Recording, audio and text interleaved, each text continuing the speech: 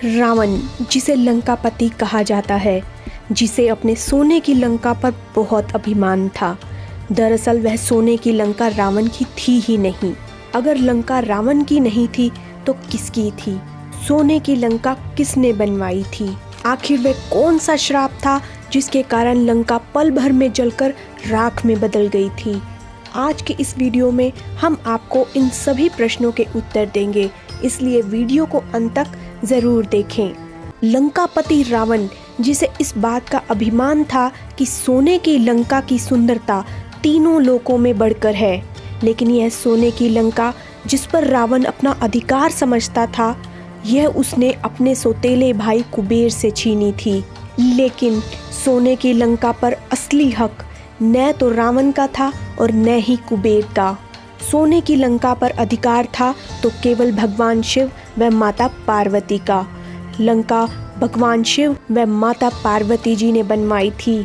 कैलाश के वासी महादेव व माता पार्वती जी ने किसी महल की ज़रूरत नहीं थी, लेकिन एक दिन माता पार्वती को एक ऐसा सुंदर महल बनवाने की इच्छा हुई जो कि तीनों लोकों में सबसे विशाल और भव्यशाली हो।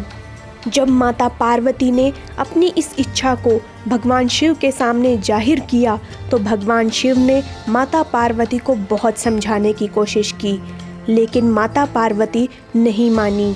तब भगवान शिव ने विश्वकर्मा जी को महल निर्माण का कार्य सौंपा।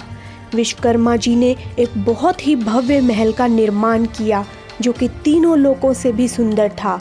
जो भी इस महल को देखता वह देखता ही रह जाता था। इस महल को सोने की लंका का नाम दिया गया। भगवान शिव व माता पार्वती ने महल की पूजा के लिए ऋषि विश्रवा को बुलाया। पूजा के बाद शिव जी ने ऋषि विश्रवा से दक्षिणा मांगने के लिए कहा। ऋषि विश्रवा ने अपनी पत्नी की बातों में आकर सोने की लंका ही दक्षिणा में मांग ली। शिव जी ने सोने की लंका ऋषि विश्रवा को दक्षिणा में दे दी, लेकिन माता पार्वती क्रोधित हो गई। क्रोध में आकर माता पार्वती ने ऋषि विश्रवा को श्राप दे दिया कि जो सोने की लंका आपने दान में मांग ली है वह एक दिन जलकर भस्म हो जाएगी। इसी कारण सोने की लंका को श्रापित महल कहा जाता था। इसी श्राप के कारण शिव जी के अंश हनुमान जी ने लंका को पल भर में जलाकर भस्म कर दिया था। ऋषि विश्रवा के 4 पुत्र थे, रावण, कुंभकर्ण, विभीषण और कुबेर। ऋषि विश्रवा ने सोने की लंका कुबेर को दे दी।